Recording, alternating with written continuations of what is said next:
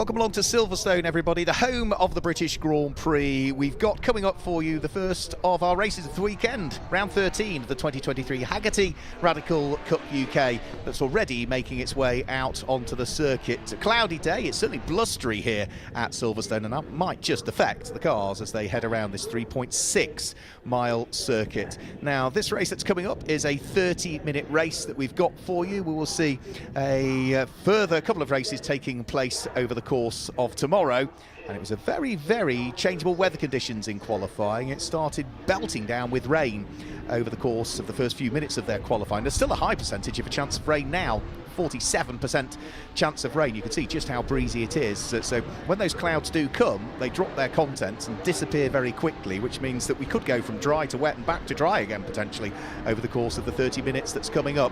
Nowadays we see the combined Radical Challenge with the SR1s all on the same grid as well, so we will see, I think, 21 cars in the main Radical Challenge category, so the Hagerty Radical Cup, and then we'll see the SR1s go off about 20 seconds afterwards. Let's guide you through the grid then, and the way that they line up.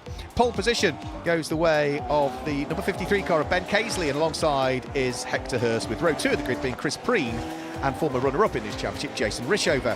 Andy Lowe has got John McLeod, long-time Radical racer for company, on row number 3, and it's Dan Headlam and Peter Tyler that sit there on row number 4.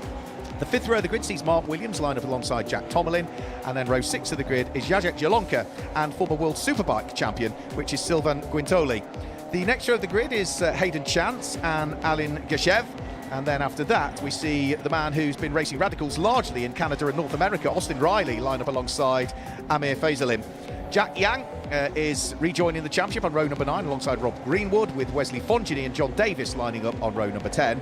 And James Lay could be one to watch out for. Double former champion sits there on his own on the 11th row of the grid. Then we'll get a couple of rows gap, because the number 74 car of Theo Mercuris will go off 20 seconds afterwards. So everybody from Theo Mercuris afterwards goes off in the second batch of cars. Theo Mercuris on pole position in reality for the SR1s. And then the next row of the SR1s will be James Pinkerton alongside former champion Shane Stoney. Then as we head on to the next row of the grid, what's this going to be at the 25th and 26th position? It's Tom Wood and Oscar Joyce, with Christian Brooks and Ashley Gaunt being next up on the 14th row of the grid. Jack Lees has George Nutton for company on row number 15, and it's Darren Nutton and Sven Thompson, who's usually the man running lots of cars in the P3 category in Europe, that rejoins the championship. Michael Williams and Bradley Gaunt are there on the next row, and the final row of the grid is going to be Jose Caldeves and James Ockenden, who qualified higher up in the order but was put to the back of the grid because he has had a change of car after qualifying. So as a result of that, everybody else has to agree that he can change car. They all sign to say that they agree it, but he will go to the back of the grid as a result of that change of car. So a slightly topsy-turvy grid. Already, though, they are starting to get themselves into neat 2x2 order in advance of this 30-minute race. A rolling start it will be for round 13 of the championship, the first of 3 races that we've got here at Silverstone on the Grand Prix circuit over the course of this weekend. The safety car guiding them round, and it is Ben Caisley's largely grey and light blue car that sits there on pole position. Runner-up in the SR1 championship last year was Ben Caisley. He's got the Scorpio Motorsport all-blue car of Hector Hurst for company alongside. And row 2 of the grid is Chris Preen, and runner-up from a couple of years ago in 2021, Jason Rishover in the number 23 car, which is largely light blue with silver and some yellow flashes to it. So those are the colours on the front few rows of the grid. Watch out for James Lay in the number 1 car. He should look to try and make progress. The reigning champion, who had an awful qualifying session and did not set a time. So watch out for the largely black and blue number 1 car. It should be looking to charge its way from the very tail end of the order that we see there, right the way towards the sharp end. 30 minutes are on the clock. Red lights are on the gantry. The huge field of cars working their way round, and when the red lights flash their way off, will be off and going with round 13 of the 2023 Hagerty Radical Cup UK here at Silverstone. Lights go out, and it's not a bad start from Ben Caisley from pole position, but Hector Hurst was keeping him honest as they head up towards Copse Corner for the first time. Problems down through the order. By the look of things, we've got 1 car rotating through the field, and another one looking to try. Peter Tyler's had a spin, right. The other car that had an off, I think, was Alan Geshev, who is now recovering. And the other car now, is that Chris Preen potentially that's had the problem? Ben Casely is the man who leads. Hector Hurst is there in second. It's Jason Rishover that's there in third. And I can't see Chris Preen there, which does make me wonder, is that his stricken car there on the outside of Copse, which is still has yet to get going at this stage. The SR1s are away. They started about 20 seconds after the main pack. And leading the SR1s in the early stages, it looks as though it is Theo Mercouris for Hart GT, his newly liveried car. Black and green nowadays, but the top three breaking away as Hector Hurst jinks out from behind the slipstream of Ben Casely and looks to at least stick with him as they head round through Club Corner. James Ockenden, who changed the car after problems in qualifying, is also off. And it looks as though that is definitely Chris Preen. I could just see the number 3 down the side of it now from that camera angle. So the man who started on the 3rd position on the grid is still stationary on the outside of Copse Corner. And if you can't get that thing going, then there's little choice, I would imagine, but to go safety car.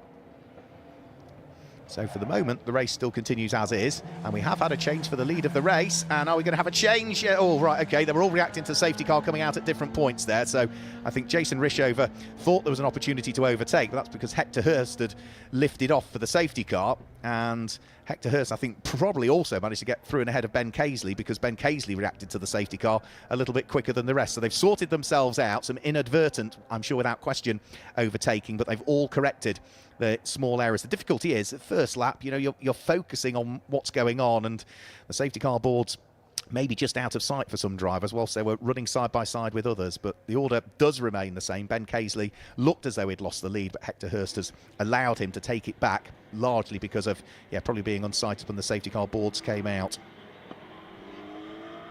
I think that might be Mark Williams that's there in 4th place. It's a black and a day-glow orange car, which does suggest it's the man who started 9th on the grid that is there in 4th position. We'll get confirmation of that as they all head over the start-finish line. I think it's certainly Theo Mercouris that leads the SR1 charge at this stage.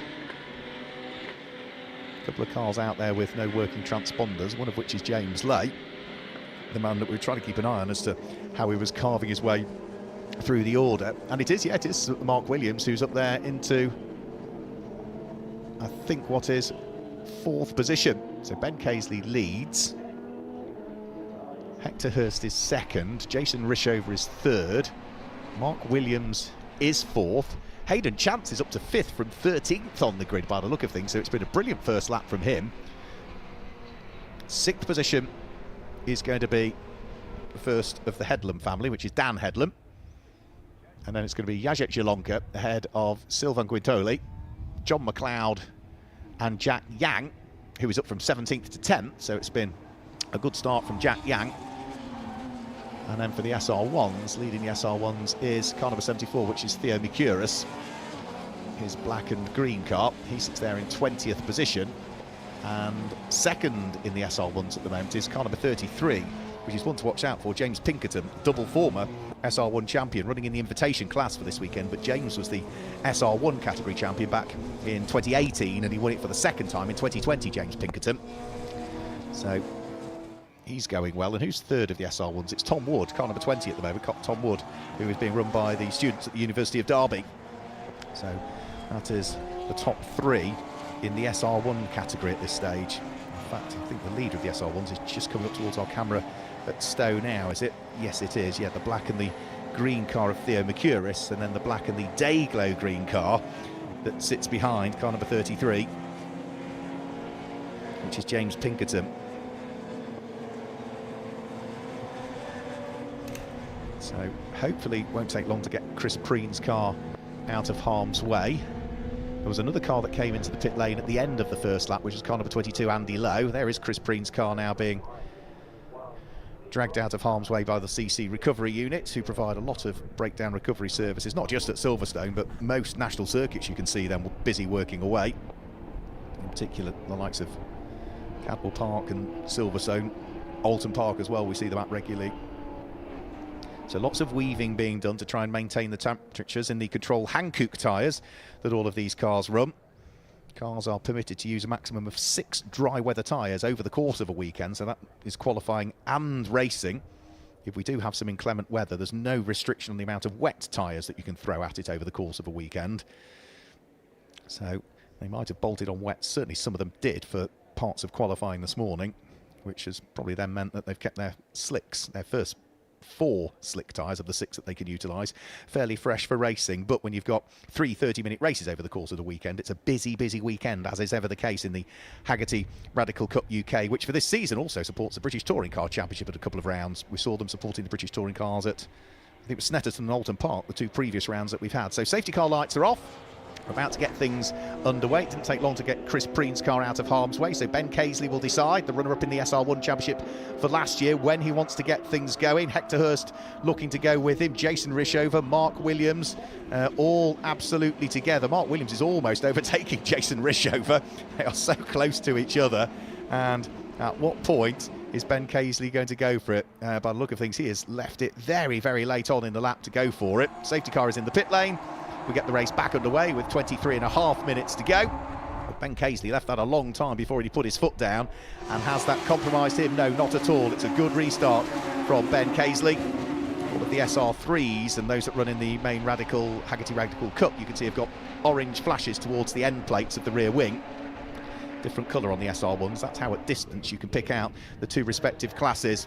But it is a good restart from Ben Casely as he leads the pack through Maggots and then through the fantastic section as the cars sweep right and left and right again at Beckett's, and then get a good exit out of this corner here, which really out of Chapel Curve propels the cars all the way down the Hanger Straight. And you can see that Mark Williams in the black and the Dayglow car is feeling the pinch. There was somebody right on his boot lid as they went up towards the braking area for Stowe Corner. Now heading through, shot the black car with the yellow stripe all the way down the centre is the 2014 World Superbike champion, Sylvain Guintoli. Still involved with motorcycle. He's one of the test riders, an occasional guest entry or wildcard entry to MotoGP for Suzuki nowadays. He's having his second outing at the wheel of his XXR. And you can see he's just off this little pack, the black car with the yellow stripe all the way down the centre of it is the Frenchman. The rest of the field all filing their way through. There goes number 80, Peter Tyler. He was one of those that was involved in the first corner skirmish. And here, by the look of things, this is Dan Headlam who is coming under attack. And is that Wensley Fongini that's trying to go around the outside of him? No, it's the number 88 car, which is going to be Jacek Jelonka, that bounces off the curbs. That slows his progress, and now that drops him into the clutches of long-time Radical racer John McLeod, who's trying to ease his way through. Almost a touch between the pair of them there. John finished 4th in the championship last year. It's the 3rd time I think he's finished 4th in this category, because he was 4th back in 2018 and 2019 as well. And Jacek Jelonka runs very wide there, going in towards Brooklands Corner. Has he got a problem? Because the car just doesn't seem to be doing what he wants it to do. It's very understeery by the look of it, that car. Just will not turn into the corner, so he's lost the place. And already John McLeod is a long way up the road as he heads over the start-finish line in what is now his newly acquired 7th position.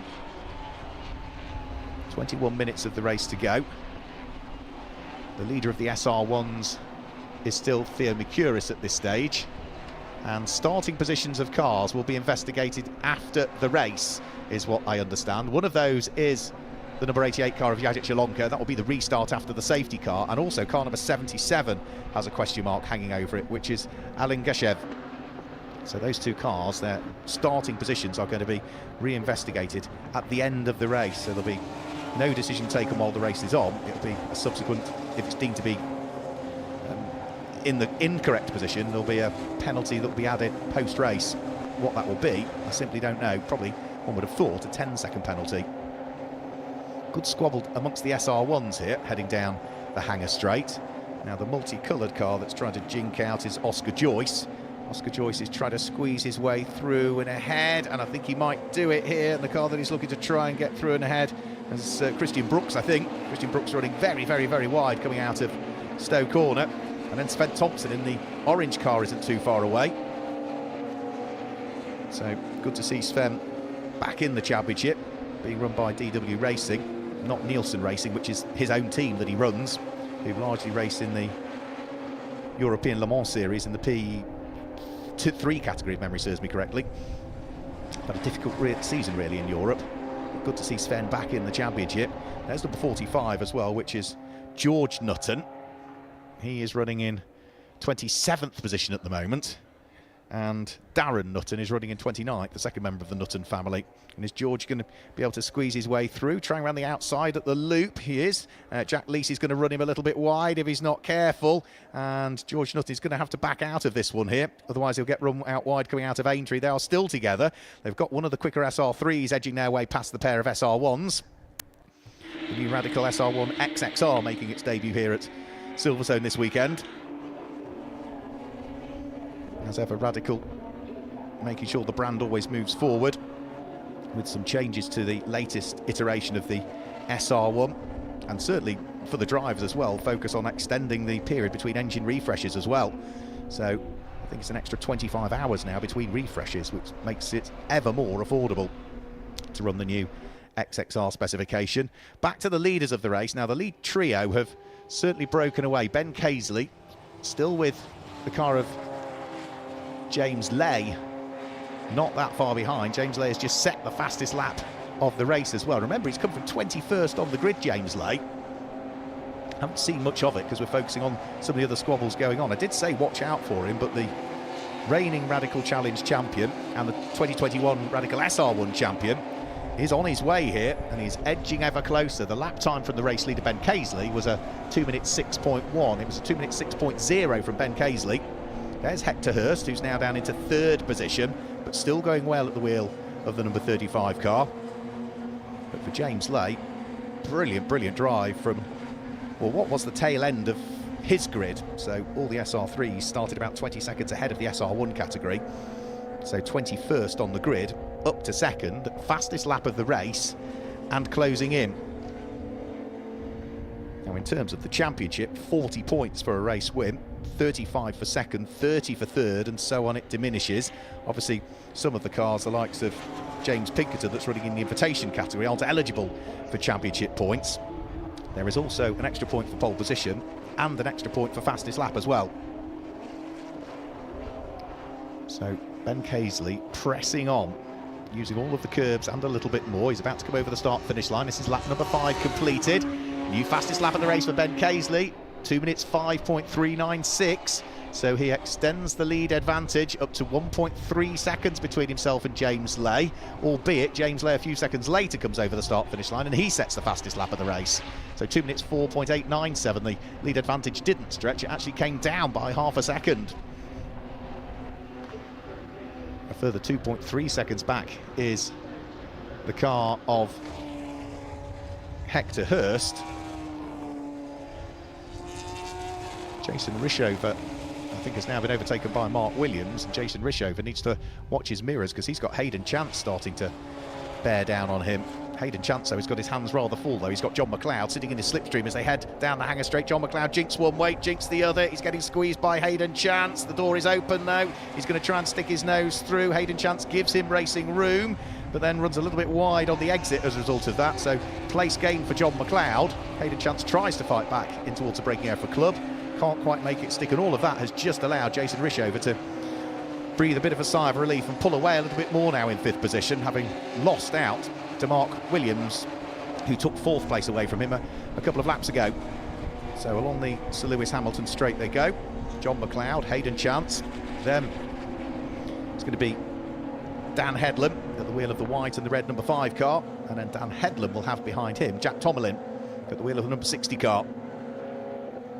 That's the blue car with the subtle red flashes to it. So through Village, up towards the left-hander at the loop. Key corner. Make sure that you don't run wide on exit. Get the power down, get a good run out of Aintree, and carry that momentum all the way down the Wellington Straight and in towards the braking area for Brooklands. And you can see that Dan Headlam is weaving around just to try and break the toe on the car of Jack Tomlin that sits behind him. This is the battle for 8th and 9th place, but the order still remains the same at this stage. Ben Casely's about to flash his way back over the start-finish line. That is now 6 laps completed, 15 minutes to go, so we're at the halfway point of this race. The lead advantage that time through did diminish, but only by a matter of 11 1/1000ths of a second. So to the naked eye, almost impossible to tell that the gap had changed between Ben Caisley and the number 1 car of James Lay. But remember, James Lay has come from 21st in the order, so he will have worked the Hankook tyres on that number 1 car hard to get to where he has been in the first place. So if there's a bit more drop off towards the tail end of the race, that's understandable in that respect, because he's been pushing so hard to work his way through the order in the first place. Hector Hurst is becoming ever more distant in 3rd position, so he's just dropping away all of the time, and his lap times are a lot slower, about a second slower than the leading pair. The one good thing for Hector Hurst is that he is still about 0.8 of a second quicker than Mark Williams and Jason Rishover that are further behind him, so he might be dropping away from the front two, but he's not falling into the clutches of those behind. Now this is a squabble that's going on. This is Amir Faisalin, busy fighting away with Alin Gashev. Alin Gashev ahead. He was one of the cars that also got tangled up, I think, in the first corner incident that brought about the retirement of Chris Preen, our sole retirement, I think, so far. James Ockenden we saw come into the pit lane, and I think the other car in the starting stage is Andy Lowe that came into the pit lane, has returned to the circuit now. So Jack Tomlin has got himself ahead of Dan Headlam, so he's finally made it through. The blue car with the red flashes, number 60. That is going to be a change for 8th and 9th position. So Dan Headlam down into 9th place. The number 88 car of Jacek Jalonka is next up, completing the top 10, but he's about 3 seconds adrift of this little pair that are squabbling away. Now the idea for Jack Tomlin will be see if he can close up on the number 13 car of Hayden Chance that lies ahead, and that would then put him up into 7th place if he can catch it and get by. The best of the fights we've got at the moment is probably for 5th and 6th, and that's Jason Rishover, who is just feeling the pinch a little bit. He has got the number 14 car of John McLeod not that far behind him, so lead 3 over the start finish line. Here comes 4th, which is Mark Williams in the orange and Dayglow car, and then this battle we're talking about, which is Jason Rishover, who has got John McLeod not that far away. Both of these drivers have been racing Radicals for a good number of years now. Double waved yellow flags though as they head in towards Maggots and Beckett, so somebody's come to grief there at that section of the circuit.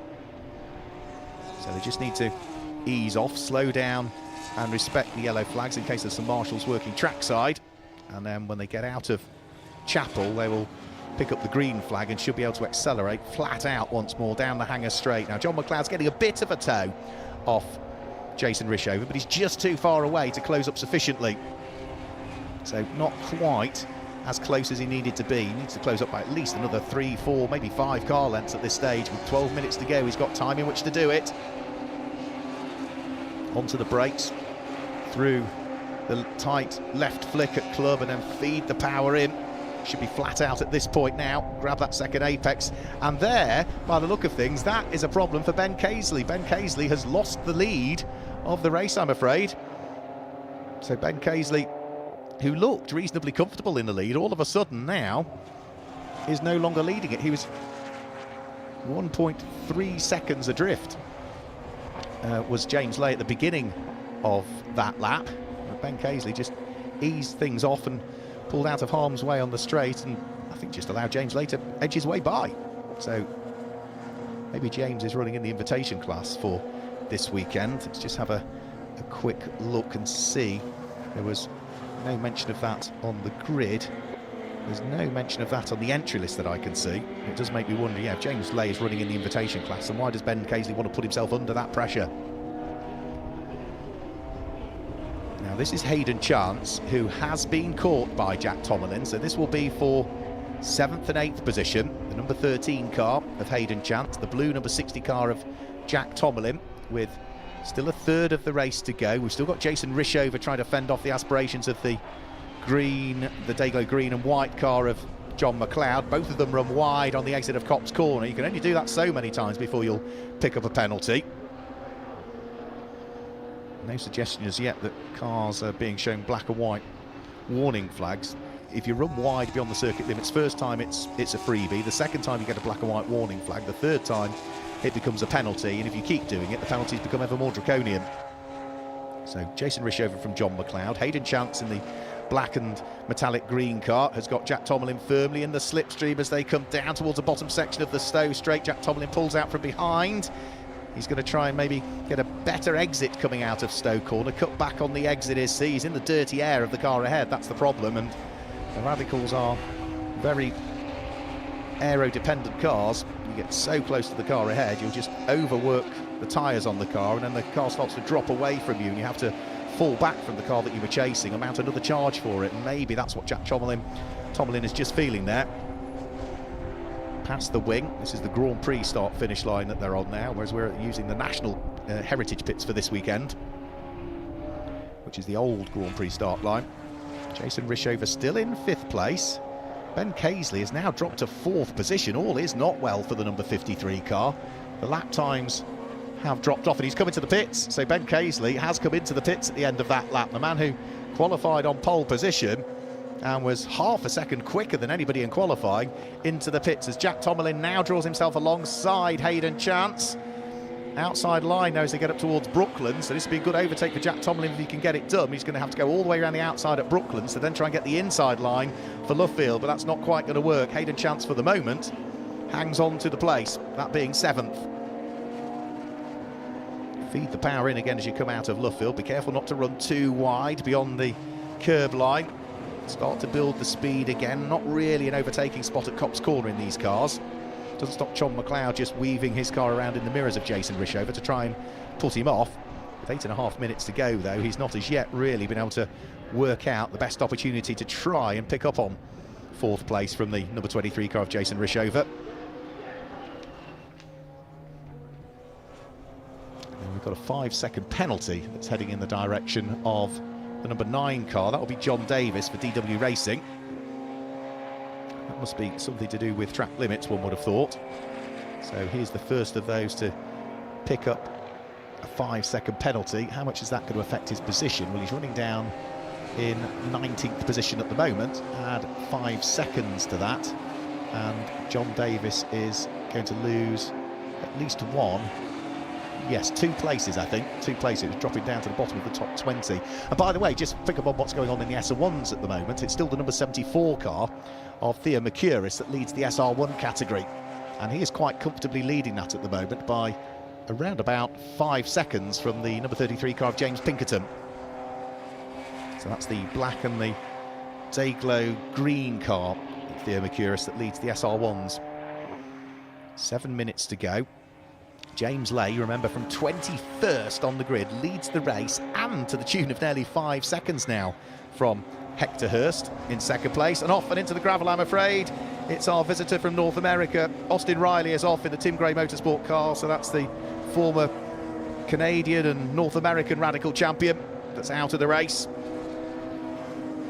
So, difficult start to the weekend for him. He's gone a long way off. That looks as though that's at Maggots and Beckett's. I could also see in the background of the shot, towards the right of the camera there, that's another car that's off, and that is Sylvain Guintoli that's off as well. You can just see his car in the background there, the black car with the yellow stripe down the centre, the former World Superbike champion. Whatever the problem was with Ben Casely, it has not been sorted by the team, I'm afraid to report, because the number 53 car that was the pole-sitting car and was leading is back in the pit lane for a 2nd time now, so it's been a troubled race for Ben Casely. Man who runs 3rd in the championship, and I'm afraid the red flag is coming out. We are at 79% distance of the race, and the result can be declared as long as you get past 75%, so we're 4% past that. So I do suspect strongly that that is going to be the end of this race. So at the moment it's red flag, no suggestion that it's going to be checkered flag, but usually with a packed programme to get through at Silverstone and plenty of supporting races supporting the Hagerty Radical Cup UK here this weekend, that's probably going to be it, one would have thought, but we'll await official confirmation of that. All of the cars doing the right thing and easing their pace as they work their way around the circuit. Does mean that whilst we run short in this one, we've still got 2 further 30-minute races to come tomorrow here at Silverstone on the Grand Prix circuit, but we'll have to wait and see as to where all the cars are being ushered towards. If they're all being ushered back onto the start-finish line, that suggests there's going to be some sort of restart for this race. However, I've already seen, as my commentary box window, a raft of cars heading down the pit lane, which does suggest that session will not be resumed. It's just been confirmed rather. The session will not be resumed, so that does mean it is going to be a win for James Lay from 21st on the grid. Brilliant stuff from him. Hector Hurst will pick up second, and Mark Williams will pick up third. And the key to Mark Williams there was the great start from, what was it, 9th up to 4th at the end of the first lap of the race, with the shenanigans and whatever happened up there at Copse Corner, which pitched Chris Preen into a spin and retirement. And also confirmation that the SR1 category, Theo Mercuris would be the winner of that one, and that certainly aids his course in terms of trying to scoop up the overall Radical SR1 Pro category for this year, because he has claimed, what, 1, 2, 3, 4, 5, 6 wins already so far this season, so that's the 7th win of the season for him. So James Lay's making his way in towards the pit lane area, and then once we've got all of the cars through, we should be able to confirm the results for you for round 13 of the 2023 Hagerty Radical Cup UK. So the first of 3 races that we've got over the course of this weekend here at Silverstone. So the results then, just to confirm them, the win goes the way of James Lay by nearly 5 seconds in the end from Hector Hurst, who was second. Mark Williams completes the podium in third. Jason Rishover, John McLeod and Hayden Chance were 4th, 5th and 6th. Jack Tomlin was 7th ahead of Dan Headlam, who was there in 8th place, with Jacek Shalonka sitting there in 9th place. And Peter Tyler, despite a spin, got himself back into the top 10 in the end. In 11th place, it's the car that brought about the red flag, so potentially Austin Riley might not in the results be declared in 11th place, but he was at the time the red flag came out. 12th place goes the way of Alan Gashev, with 13th being the number 15 car of Ame Faisalin. Jack Yang was at 14th ahead of Wesley Fongenay, who was there in 15th place. Rob Greenwood was 16th, and 17th, that's the important one, because Theo Mercuris is the winner of the SR1 category there in 17th place ahead of James Pinkerton in 18th. Tom Wood was there in 19th, and John Davis 20th in the end. That was one of a few cars that picked up 5-second penalties. Shane Stoney, another former Radical SR1 champion for Doris Motorsport, finished just outside of the top 20 in the end, and then from there you can see the rest of those cars that finished from 21st all the way down to 30th position on what was a busy old first race here, and even then 36 cars in total, but anybody that's on that final page was largely a retiree, certainly in the case of Ben Casely. And also Sylvain Guantoni, James Ockenden and Chris Preen were all retirees towards the end of that race. So that was round 13 of the championship. We will have round 14 coming up for you tomorrow morning. Around about 10 past 10 in the morning will be the 14th round of the championship. And if you can't make that one, then make sure you're with us for round 15 that takes place tomorrow afternoon around about 2 o'clock. So from everybody here as part of the Hagerty Radical Cup UK here at Silverstone, thanks for joining us for round 13. We'll see you tomorrow for round 14 and 15. Goodbye.